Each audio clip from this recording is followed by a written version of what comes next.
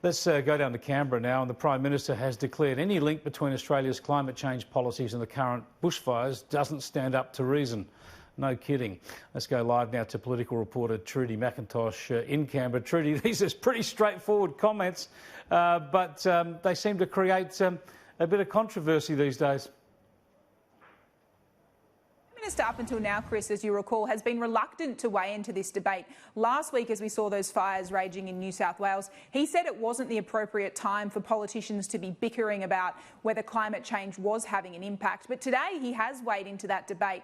He's saying that there's no direct link between Australia's climate policies and the severity of these sorts of fires. He's also added that even if Australia were to increase its emissions, it wouldn't be having a big impact.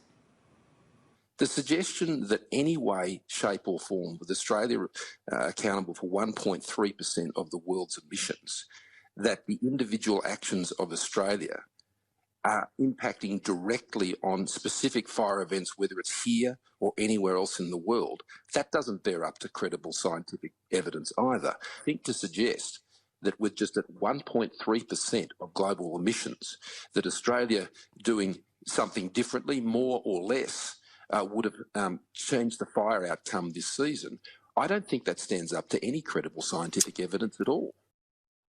But I don't think the Prime Minister is right. We are one of the nations in the world that is most affected by climate change. We need to be sending a signal to those big emitters, to China, to the US, to India, that we are willing to take serious action ourselves at the same time as we're asking our international community to take serious action.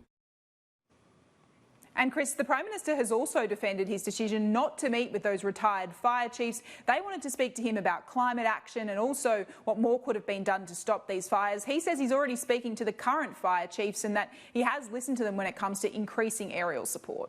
Yeah, indeed, I heard those comments. And he said he's been advised it's going to be a tough fire season, obviously with the drought anyway. So interesting stuff, because it creates so much heat, pardon the pun, when you talk common sense on these climate issues. Now, talking about common sense, TRUDY, there's this inquiry into press freedom.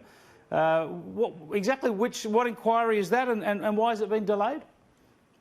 So the Parliament's powerful PJCIS, or Security and Intelligence Committee, they've revealed today that they're going to have to push back the timing of the report that was due into press freedom. The Chair, Andrew Hastie, today saying that given the amount of evidence and submissions they have before them, it's not going to be possible to provide this report by next week as requested. They had been asked to look at the balance between press freedom laws and also national security, looking in particular at the contesting of warrants for journalists, but also the amount of access that law enforcement agencies have to the data that journalists have on their phone and things like that. But given the nuances in this debate and they want to have a bipartisan report, we're being told we're not likely to see this report and its recommendations until much closer to Christmas, Chris.